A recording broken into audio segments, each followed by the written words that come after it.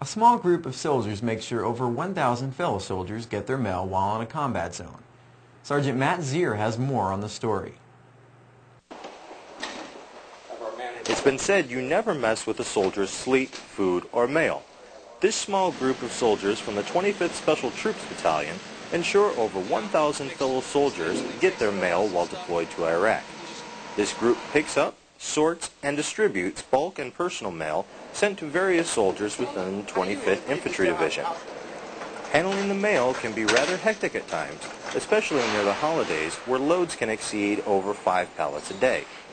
Specialist Stephen Underwood explains how important this job is. I know mail is a big morale issue out here in country, and making sure the soldiers get what's sent to them is a big deal for me, Though this is not his first tour in Iraq, this is the first time he has handled mail in a combat zone. During his first tour, he conducted multiple combat support missions. This move was a big change. So it's actually a really big change. I noticed, it's calmed down a lot here.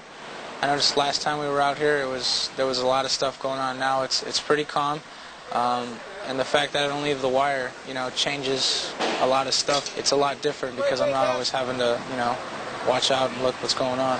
The mail continues to come in every day. With these soldiers manning the front lines of the postal system, their fellow soldiers will receive a little piece from home. Army Sergeant Matt Zier, Tikrit, Iraq. How soldiers in the intensive care unit at the Bagram Airfield Hospital care for their patients was observed by Staff Sergeant Mark Watson, who has a story. While patients teeter between life and death, the soldiers of the 14th Combat Support Hospital's intensive care unit fight to keep them alive. The ICU here at Bagram is the main intensive care unit for most of Afghanistan.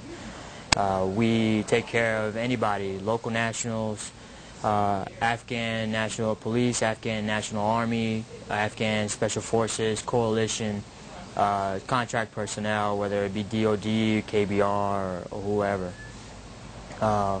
We go from anything from medical problems to surgical issues to trauma problems of any kind, whether it be a car accident or somebody stepping on a landmine, an IED, gunshot wounds, burns, you name it. With such a variety of patients and injuries, which can flood into the ICU at the same time, these Fort Benning, Georgia-based nurses need to be on their toes. All of us here have had to do something that we're not used to doing and learn basically trial in the fire. So you either sink or swim in this ICU, and there's a very short learning curve, otherwise people will die. It's a fact they don't take lightly. To their fellow soldiers, they make this vow. Those guys out there in the dirt protecting us every day can rest easy knowing if any of them ever get hurt. They got a good, great team of nursing professionals that will take care of them and make sure they make it home in one piece and alive. For the 129th Mobile Public Affairs Detachment, I'm Army Staff Sergeant Mark Watson.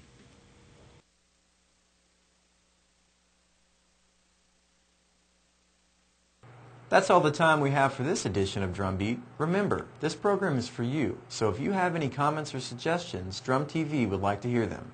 I'm Specialist Luke Allen. Thanks for watching.